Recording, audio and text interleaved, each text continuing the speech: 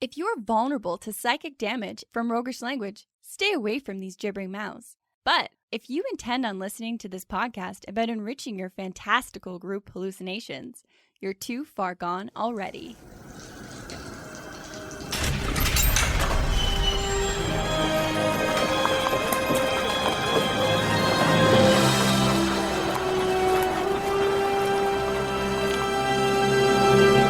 Your next game is going to be morally satisfying, and here's why.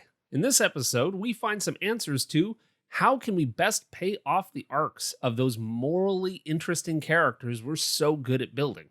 And how should your character be properly and satisfyingly punished for being a general shitbag? And Frodo is a shitbag. We're supposed to do questions. Yeah, no question, that's just a statement. All right. We'll tell you why. Welcome to the Hook and Chance podcast. I'm Travis. And I'm his brother, Jordan. So this is the final episode of our 3-episode series that hopefully we can end with a bang. We will end with a bang. Well, we will end it with a bang because we saved the best for last. Because you or someone you know has built a rich and deep and meaningful, morally gray character. Am I right? Like every character? Yeah. Every character that I built is morally gray, and I don't know what that says about my dark heart. Yeah, it's twisted. Yeah, that's what I find compelling and interesting, and I think a lot of other people do too, but how to play it off, how to pay it off, how to get some grit out of these great characters, my characters can often end so flat because I haven't considered how to finish their story, how to make it feel satisfying. And means something that they went through this morally gray time in their life. Exactly. Rather than just mucking about being a bit of an asshole to everybody and then the game's over. I believe the term that we've settled on is shitbag. All right. At this whole... I will stick to Everyone's a shitbag. Established terminology for the episode. Yes, my mistake. What's really cool about understanding character arcs and what we've enjoyed so much about making these episodes is just that once you start to see the patterns of great character arcs, the curse of this information is you start to recognize it in every movie or TV show that you start to watch, and you also get to see where they didn't stick the landing sometimes, because their character arcs didn't come full circle, and that's why it feels hollow and kind of empty, and why don't I love this piece of media?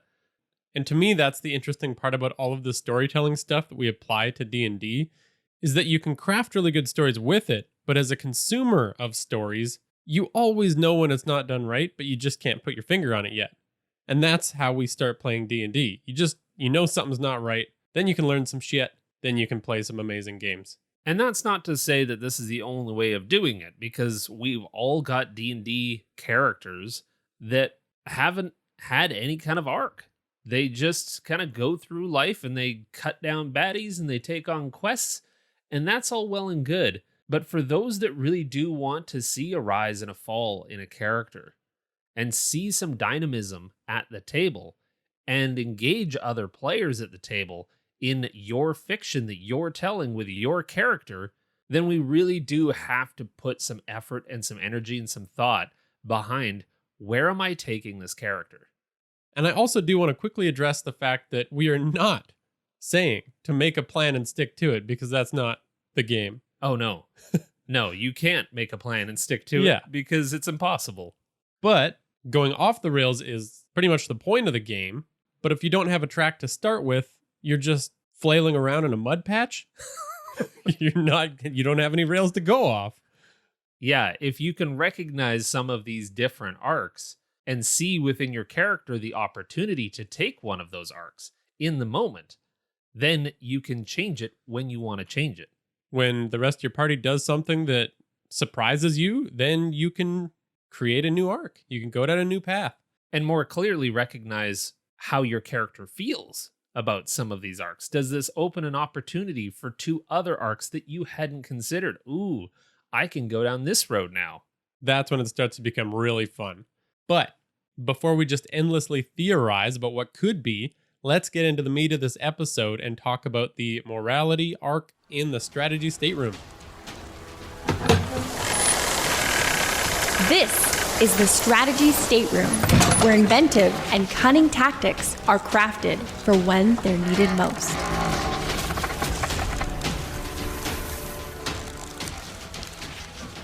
All right, shitbag, lead us into this. All right. Well, we're talking about morality. That's the umbrella over this. That is the 3 arcs that we're going to focus on today. So under morality, you have 3 different types of main character arcs. You've got the redemption arc, you've got the punishment arc, and then you've got the testing arc. But let's start with just kind of recapping morality. That's a big, vague term. Yeah, what is it? Morality is based on whatever you feel as a person, right? How can we make a whole arc about it?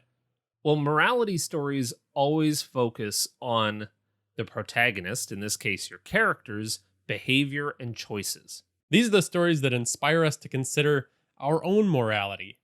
And done well, they encourage us not to give in to the pressures that test us as real people in this terrifying world. And if you're listening to this, you probably have a DM that is one of 2 things. They're either really morally gray and they tell stories where there is no clear-cut good answer, or you play in a game that's kind of like Lord of the Rings, where there's very clearly evil and there's very clearly good, and the choices are pretty clear-cut. The cool thing about morality arcs is that they apply to both. If you're playing in one of those morally gray games, then you've probably got a morally gray character that is fun to explore these kinds of arcs. What is good? What is evil?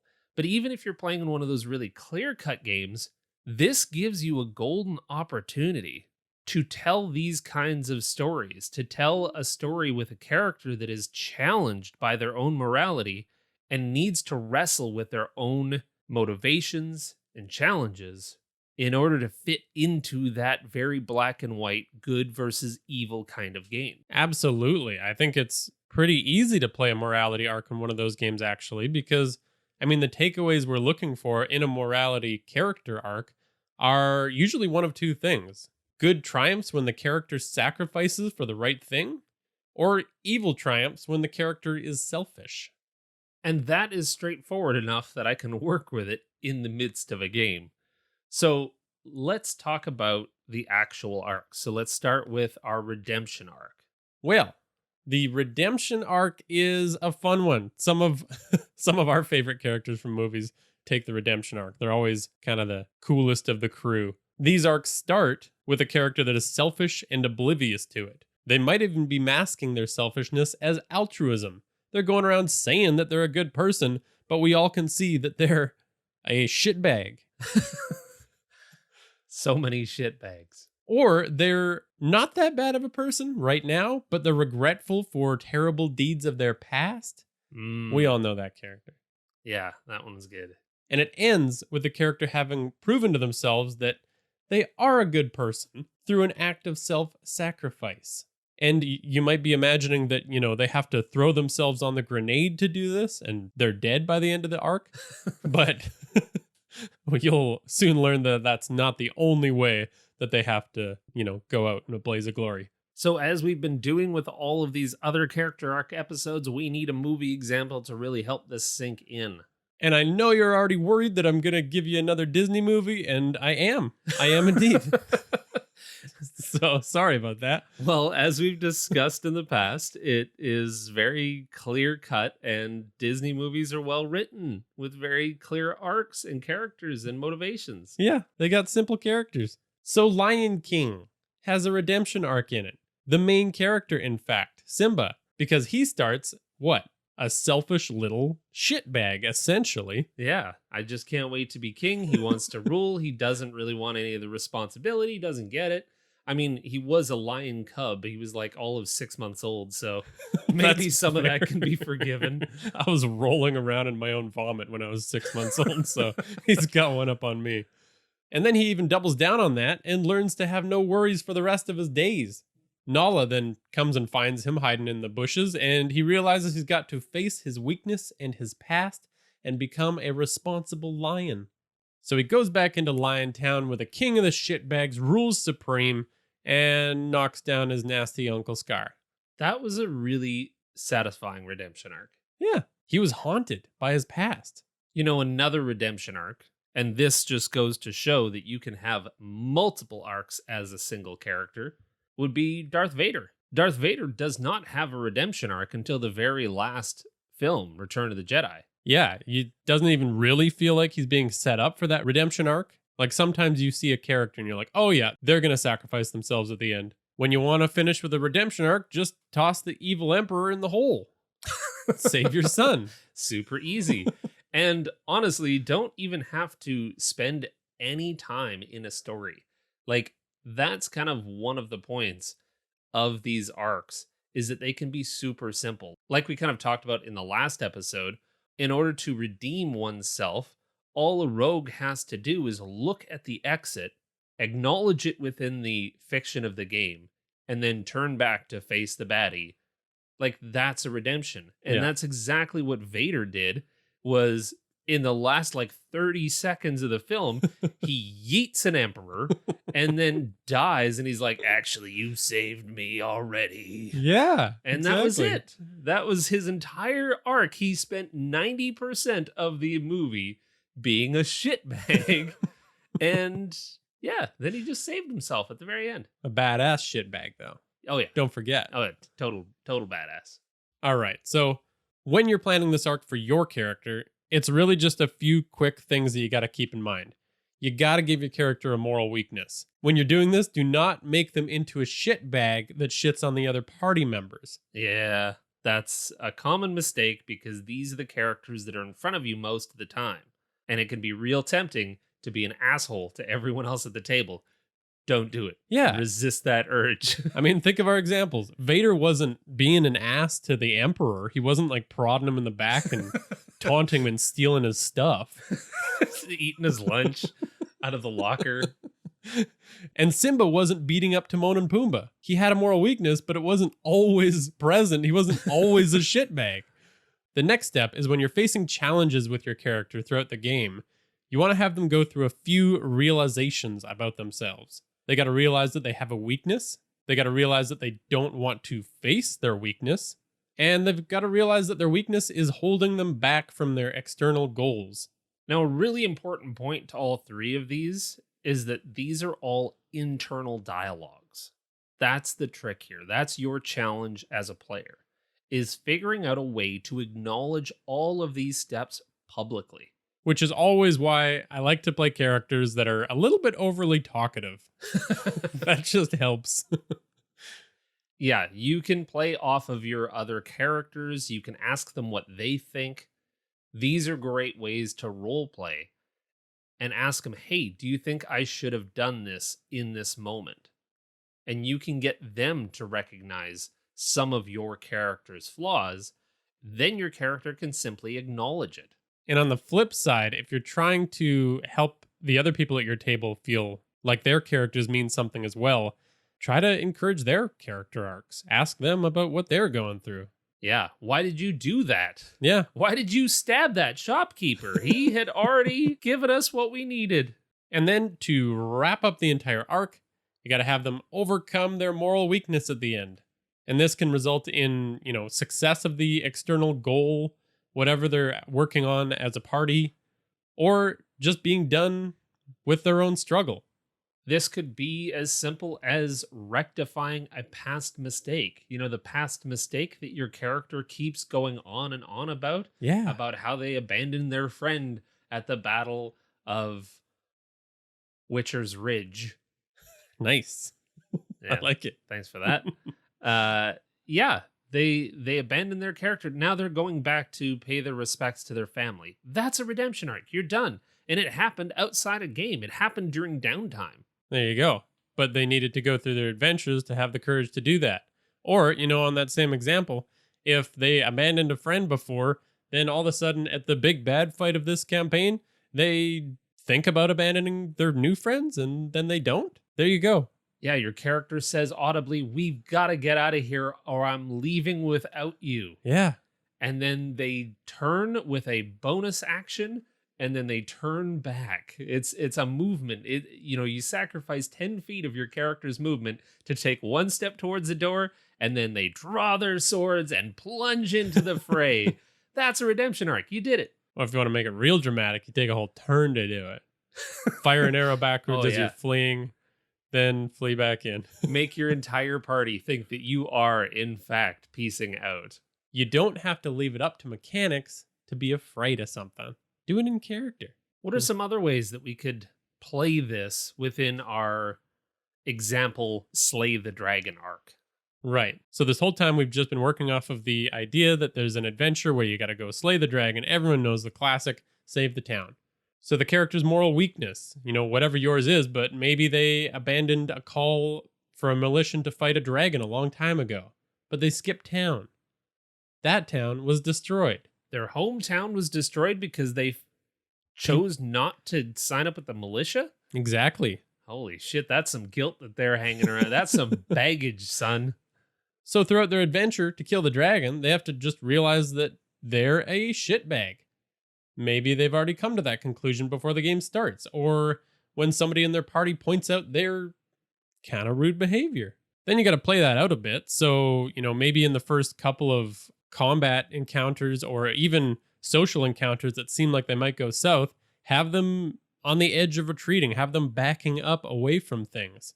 And when the party mentions the quest about going to slay the dragon, they throw up their hackles. They're, hell no, I am not going to do that. That sounds stupid. That sounds like instant death. But be sure to play that line of doing this in character and not actually trying to get out of the quest. Yeah, I think there's a point to make there that as players, we have to make sure that the party always knows that we are, in fact, on board to do this quest. No matter what, my character is going to take whatever quest comes their way. They're just going to react poorly to it. Yeah. And this avoids that whole... I don't know if you've ever played... I recall vaguely playing with a rogue one time that everyone had to convince every single quest. Is like, make it worth my time. Yeah. Pay me. That's a shit character. Your character wants to go on adventures. Trust me. They're trying to actually get our cut of the treasure out of it. Yeah, And it's like, whoa, what? whoa. Oh my God, that's a terrible way of going about it. But all your character has to do is just say, hell no, this sounds extremely dangerous. Well, we're all going, shit. Are you sure there's not somebody that's more qualified to do this? Yeah, let's hire somebody. Let's... What are our other options? Oh, this is our only option? All right, fine. And then they just throw up their shoulders and say, all right, I guess. Have them continue to act, defensive and skittish along the way as they come up against kobolds and traps. Oh, yeah, they're on the edge of their seat the whole time. And then during the fight, they actually have a minor breakdown, like a panic attack. Like, you can just stop the combat for a half a second and say, my character is breathing heavily and cowering behind a rock. It doesn't take anything out of your combat. You're going with it. And it lets the other players have something to react to. Yeah. That's great. Now the paladin says, get out here, you coward. Picks them up and carries them over their shoulders. And then they just overcome their moral failure. Either they finally, at the moment of truth, rush in to help their allies, or they're the one that guards the kidnapped townsfolk during the fight and, taking lots of hits for it, surprising everybody that's witnessed their terrible character up to this point. But let's say your character is not one to take the redemption arc. Let's say it's a punishment arc. Yeah, they could totally go in that direction. So this is the one where they start morally high or low. It doesn't really matter. That's true, but a great place to start from on this one is kind of the bad guy that you root for. The classic anti-hero. Okay. Well, we're great at making these characters too. Yep. This is, the Han Solos, the Sherlock Holmeses, the Wolverines of your games. They're assholes, but there's just something likable and, you want to see them come through. They're kind of teetering on the edge of being a villain almost. Yeah. But to navigate their world, they've learned some immoral behaviors and skills. Maybe they think it's the best way to navigate a bad world. Or Or they can begin as someone that is outwardly moral, but there's something a little darker underneath. The lifestyle doesn't quite fit them. And at the end of their character arc, they are morally low. And here's the important part of this arc. They're punished for it. And being punished for it is actually the only way these stories kind of make sense in our minds. Because if the character isn't punished, it leaves us feeling wrong about it. We want to see justice done in these kinds of stories. And when it's not, it just like leaves a hole. Dissatisfaction. You're unsatisfied by the end of this arc. Yeah. So a great example of this is the series Breaking Bad. Well, that is one long ass character arc. Very true. You got to watch like 900 hours of TV to thoroughly see that character arc come to its conclusion. True. But again, it does kind of all come down to, similar to Vader, the last 30 seconds. Like, he starts the adventure being a man that would do anything for his family. We all think he's pretty good, but he's a little bit attached to the financial security that he craves. And that's what drives him down a bit of a dark path. He continually becomes more and more immoral. He's justifying it the whole time by saying it's for his family. But, you know, we see him come to love it. He loves being the Heisenberg. kingpin. Yeah. Yeah. And here's the spoiler for you. So if you still want to watch it, skip the next 30 seconds. Sing to yourself for a bit. It ends with a grand finale shootout where Walter White is shot, and we're left wondering if he died or was arrested. Either way, it gives us some sort of sense of justice for the life of a drug kingpin. Because while we might like him as a character, we can't justify him going free and getting everything he wants. That would not have been a good ending if he won the gunfight and walked away. And the beauty of great writing is that you still kind of want that to happen despite the fact that you know that their deeds need to be punished. Yeah. So when you're planning this out for your character, you know, we already said make your character an anti-hero or just a plain old hero that doesn't feel quite right. Make them engage in immoral behavior throughout their adventure with some kind of justification that looks like this is the only way to get by. Everyone's out to stab me in the back. I can't trust anyone. All of those kind of character behaviors that are so classic. They're so recognizable. Those are all the kinds of behaviors and opinions that we're looking for.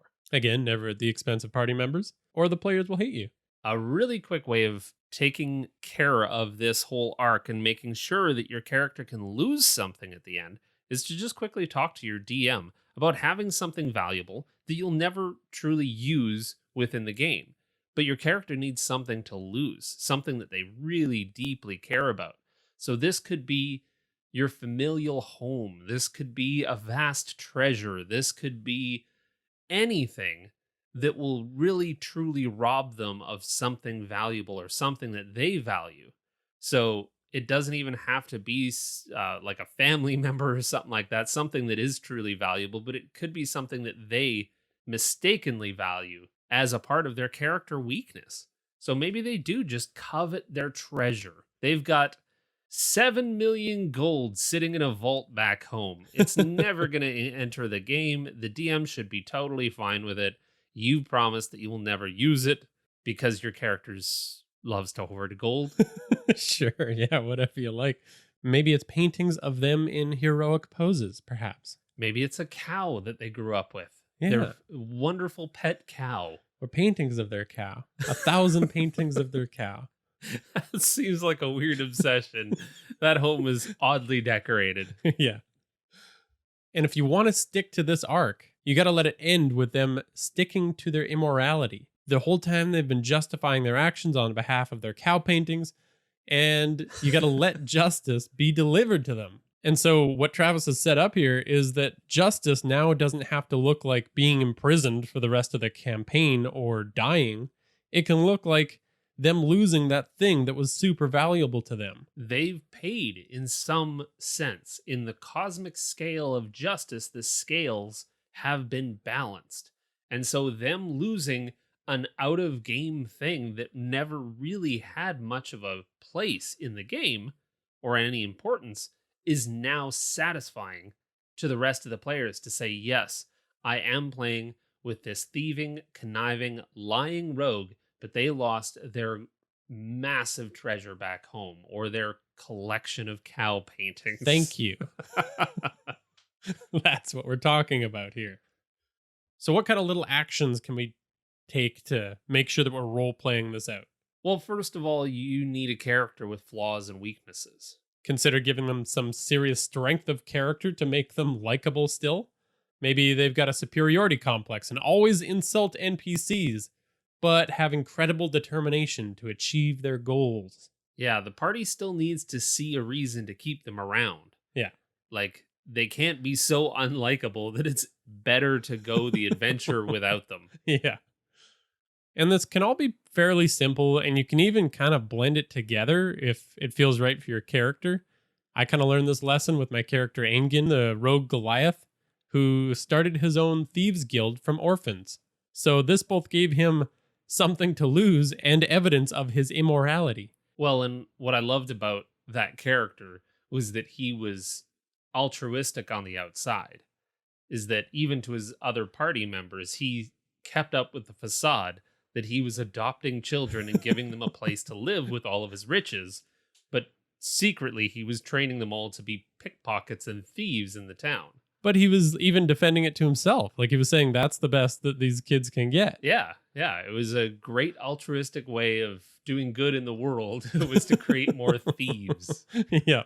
And the challenge there was that we ended the campaign and he never got his comeuppance. Right. He didn't get justice, so it did fall flat. We could have had those orphans all find another path and he loses everything he's built, or he could have, in some downtime between sessions, spent some time in prison for breaking so many laws. Yeah.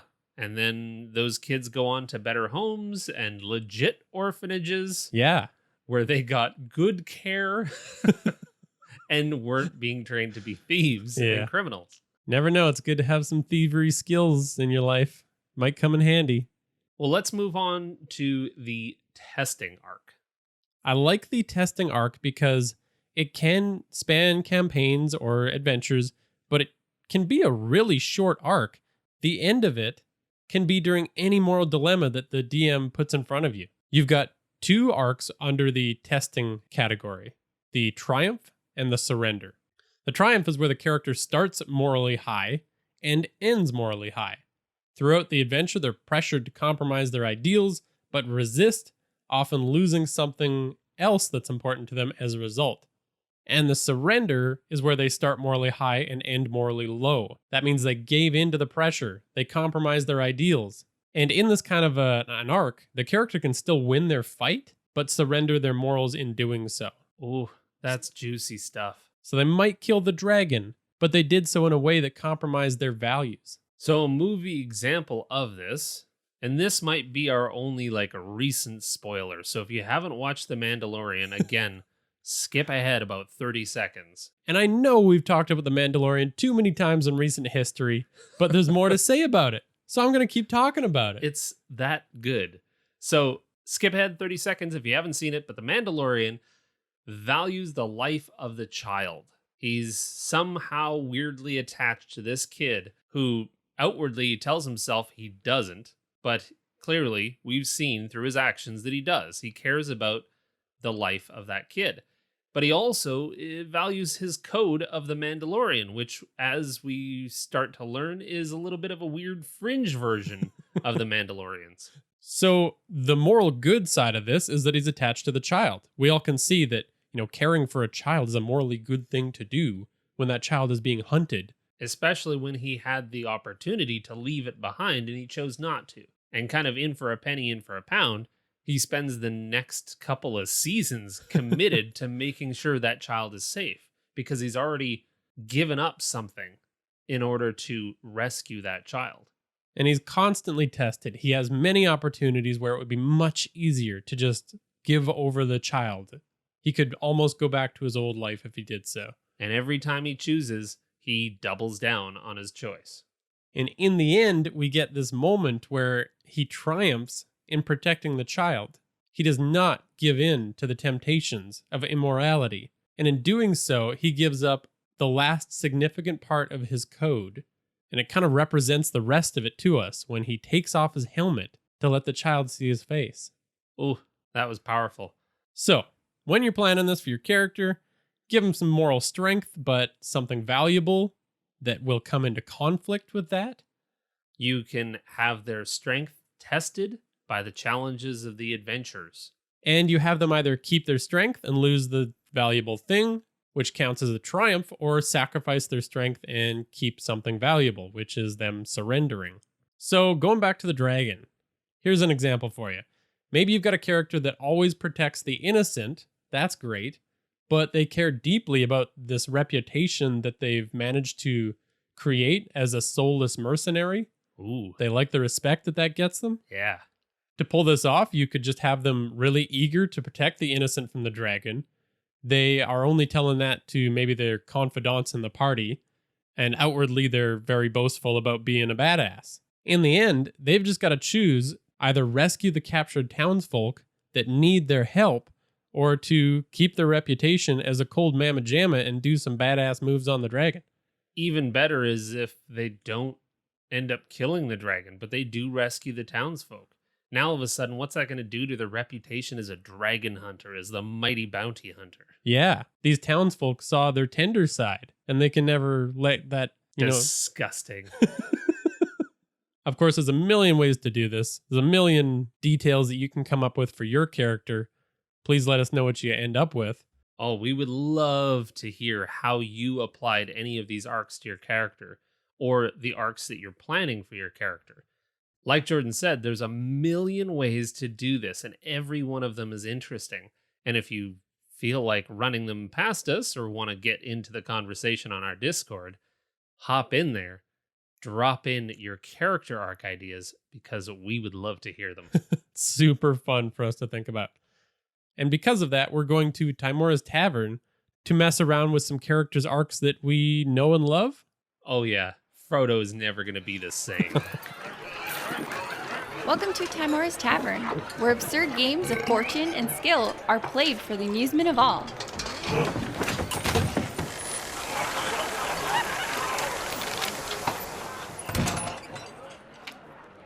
All right, so let's mess up some Frodo. Excellent. In taking a look at Frodo's character arc as it exists now, it was kind of a really cool realization for us about how perfectly it fits the testing arc. Because you've got Frodo. He's got a moral strength. He's starting high. He's the hero that's willing to take the ring to Mordor.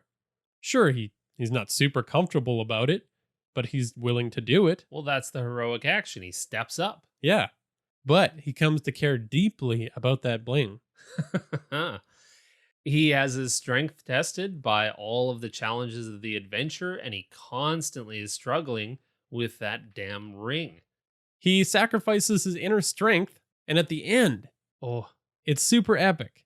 He sacrifices his inner strength, his morality, right when he's about to toss that sucker into the volcano, when he looks back at Sam and says, "The ring is mine." And that was the big realization, because at the end of Lord of the Rings, you're sitting there going, wow, they succeeded. Yeah. Sauron has been stopped and everyone ends happy. But those final scenes have a totally different vibe now that I'm going into it looking like Frodo failed his testing arc. He was tested and he chose not to destroy the ring. And the only reason that the ring is now gone is because, thankfully, that little squirmy shitbag jumps on him, gnaws off his finger, and then falls into the volcano. And it's made even worse. It's compounded by the fact that Sam is the only one else in the world that knows the secret of how Frodo failed to complete the one task that he set out to do. And his arc really is a bummer because, the thing that he sacrificed his morality for, this ring, he doesn't even get to go off and be a proper shitbag like he wanted. He lost the ring too. Yeah. He's got nothing in the end. All he's lost is his value and his morality in the eyes of the only person that really considered him a friend throughout the entire thing. But okay, let's start with an easy jam of the arc. What if we flip the end of that? So let's picture Gollum running in, but this time Sam holds him off. Oh. They get to wrestling. Sam and and Gollum. Yeah, yeah. They're like punching, exchanging blows. We've been waiting to see Sam kick the shit out of Gollum, right? Oh, God, that would have been so much better. And Frodo, he does toss the ring in. He does it. He overcomes that cursed ring and throws it in, while Sam simultaneously suplexes Gollum into the Kano, which he's Gollum's scrambling for that anyways because the ring is about to fall too. Gollum gets the ring, my precious, holds it up. Frodo and Sam embrace at the top of the volcano, and everything is good. And they go back triumphant heroes. Yeah. Frodo doesn't look like he's been robbed of his very soul in the bed in Elftown. He's just like, he's beaming. Yeah. Him and Sam practically skip down the side of that volcano. Yeah. And back home to the Shire, knowing that they saved the entire world. Because the only reason they were so bummed and tired when the Eagles picked him up is because of that failure. Yeah. If they would have made it, they would have been woohoo, like arms out, happy little hobbits. So here's another realization. It was kind of soul shattering, if you will. Wow. You have a lot of investment Oh, in yeah. these little hobbits, eh? Oh, yeah. So Merry and Pippin are the best of friends. They are the template for friends. With each other through thick and thin. Got plenty of banter. Yeah, they're happy as you please. They've seen some shit and they end up back at the Shire at the end of that film, having gone through quite a bit, and they're still best friends. What a wonderful story that is. Yeah. But Sam and Frodo, on the outside, you would think that Sam and Frodo were friends. Right. They go through the adventure together. Yes. And Sam cares for Frodo very deeply. But Frodo, throughout all three films, never once corrects Sam in calling him Mr. Frodo. Why is that? Because Sam is Frodo's gardener, who goes on the adventure, who says, yes, I'm going to step up and be a hero. And Frodo, through all the stuff that they've seen and done, never once says, hey, Sam, you can just call me Frodo. We're kind of friends now. You think at some point. But even at the very end, when he's standing at the top of Mount Doom by Frodo's side, Frodo still never says, like, hey, you can drop the mister. I know you like carried me up this mountain and you helped me get through the toughest times of my life. But you're still an employee, fuckface. A shitbag indeed. Oh, I can never look at Frodo the same way again. Yeah, because when you even think back to all of the times that they were making and breaking camp, Sam's always the one doing the work, and Frodo's just like pensively staring off into the horizon. Thanks, Frodo. Yeah, Pick I got up your this. own smelly, sweaty, soiled, well-traveled gunch that's just laying around this campsite. And I can understand Sam's frustration. I mean, he gets pretty pissed off with Gollum, and Frodo, after not lifting a finger, turns around and says, "Be nice to him, man." Yeah. What? Shut up. Oh my God. Anyways, Mr. Frodo. now let's give Frodo what he's really got coming to him. All right. So let's do the punitive story arc.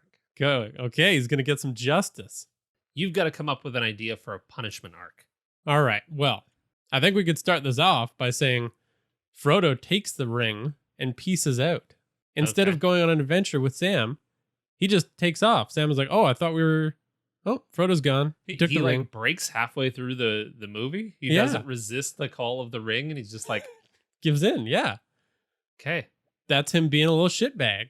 But so Sam, he's on his own. Frodo just left. He starts hunting him down, Rambo style. Oh, wow. Frodo is one step ahead of him the whole time, and Sam shows up in every town that he passes through. Did you see this, Hobbit? So this is like because of all the Mr. Frodo abuse that he's taken as Frodo's gardener. Yeah. He's the first one to step up when somebody's like, we need somebody to go and hunt Frodo down. He's taken off with Sauron's one ring. We need it back. And Well- Sam's like, I'm in. It might happen when it's just Sam and Frodo traveling together. So nobody else even knows. Sam's Oh. got to do it.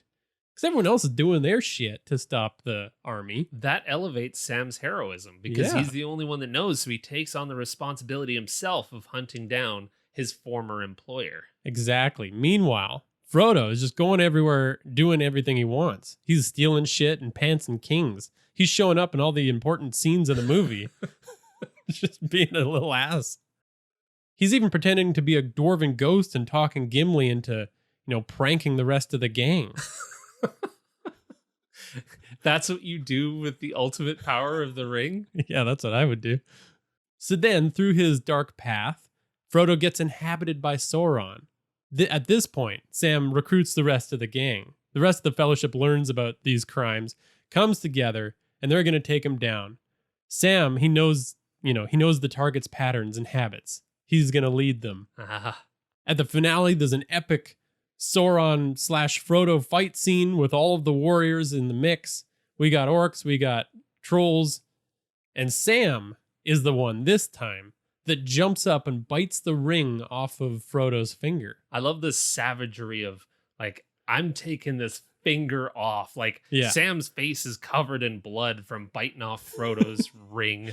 And Frodo Sauron is, like, fighting off Legolas and Gimli and Aragorn. It's this epic battle. Sam jumps up there and gnaws it off.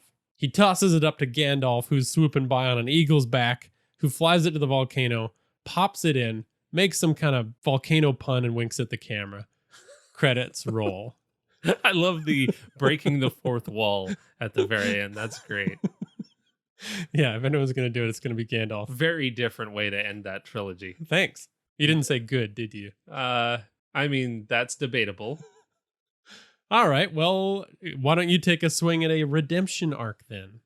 All right, well, Frodo refuses to take the ring at the beginning. Okay. He never does. This journey is not for him. Instead, he wants to go on proper adventures like his uncle Bilbo. This sounds like a suicide mission, not a good adventure, not going to talk your way out of a dragon's lair and fighting all kinds of different monsters like his uncle did with Sting so many years ago. Instead, he says, nah, I'm not going to take the ring. I'm going to go do something like that. And the Fellowship continues on with the mission. The rest of them say, yes, we still have to destroy this ring. So they take the ring towards Mount Doom. But as the adventure goes on, each member is corrupted slowly. Whoever has to take the ring, it makes short work of their resolve. Totally. Yeah. So, I mean, Frodo did have some resolve after all. Yeah. He was the one that was supposed to do it. Yeah. And so throughout, they are starting to murder each other, just like Boromir. This is not going well for any one of them. Yeah. They're turning on each other. They're infighting. And then through a series of vignettes, we get to watch Frodo go on his merry adventure, the adventure that he always dreamed of outside of the Shire, except that it's a dark version of this because the world is being torn apart. In the year and a half or two that it takes to get the ring to Mount Doom, as the Fellowship is trying to do, Frodo is seeing the world that he always wanted to. But there are orcs rampaging through, and this is far worse than anything we saw in Lord of the Rings, because this is like an occupation. All of the towns that he had heard about, they're occupied by orcs. Yeah. And they are being dismantled from within. This isn't fun. No. Yeah. No, this is terrible, and he's seeing the tragedy of Sauron's forces just running amok. So he decides to turn around and reunite with what remains of the Fellowship, which is really just Sam and Legolas. Legolas had to murder Gimli because Gimli was about to take off with the ring. Arrow between the eyes at 500 yards. Oh, it was brutal. Damn. But now the three of them make it to Mount Doom, and with Frodo's stick-to-itiveness, I don't know what made him get through the rest of that adventure, but they make it to Mount Doom, they toss it in, roll credits. Very nice. It's kind of like a covert mission. Like, that's what I would see with Legolas leading them and their ability to stay stealthy. Yeah. They have to, like, get through all the camps together. Yeah. The small team that's got to, finish things off. Yeah. Do the most important part. Very cool. Well, just because I can't help myself, I've got a redemption one for you too. Let's say Frodo blows up the Shire at the beginning with the fireworks faux pas. Wow, he's really starting off with a bang. Yeah, it's a bloodbath. It's a tragedy. Holy This shit. ain't a happy Shire. He's got some regrets, right? I would. Yeah.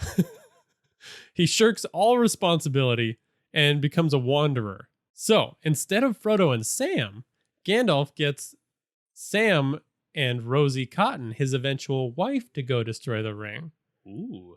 Throughout their adventure, they forge a relationship stronger than anything due to the stress it was put under. This is like a rom-com travel movie.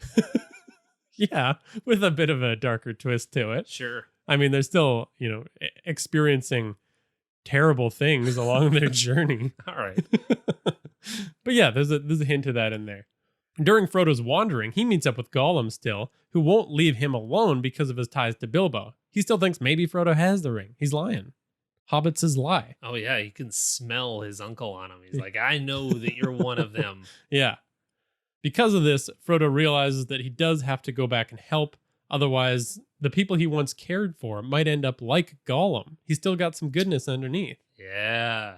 See, I like that. Then we get to the finale at the volcano. Sam and Rosie are having a real tough time fighting through some orcs that, cut them off at the pass. Frodo shows up, pulls out one last firework, and says to the orcs, "Come get me, you ugly sons of bitches." It's a big one. It's the dragon firework. He lets them all pile on him, and he blows them sky high. Wow. Sam and Rosie, with tears in their eyes, drop the ring together and kiss. Right on that precipice. They couldn't think of a cooler place to have a kiss. No. It's just in the 300-degree heat of the volcano. Sweaty, dirty. My skin is cooking, but we must embrace. Yep. There you go. A couple of redemptions for you. I'm pretty sure J.R.R. Tolkien is pissed wherever he is Yeah. of what we've done to his... Or anyone that has any respect for his work. So sorry. Sorry. We're just over here committing crimes. We need our own redemption arc. Yeah. I have shame for this. Hopefully, our patrons will forgive us. Thank you for this episode. And I mean, really, you're all kind of partially responsible. Yes. If you're going to blame somebody, blame these people. Chris F., I see spiders where there are none. The Senate, Lucas D. Lila G., The GM Tim. Nevermore, Thomas W. Ty N., Heavy Arms. Eric R., Aldrost. Leprechaun. And Will HP. Thank you all so much for supporting us with this podcast and all the episodes that you've heard recently. Thank you very much to Tabletop Audio for the sound effects that you heard in this episode. You can follow us at Hook and Chance on Twitter, Facebook, Instagram, and Reddit, telling us all about your character arcs. And don't forget to join that Discord, which is the quickest and easiest way to tell us about those character arcs that these episodes maybe helped you with. Thanks for listening, and redeem yourselves, shitbags! You're all shitbags. Thank you.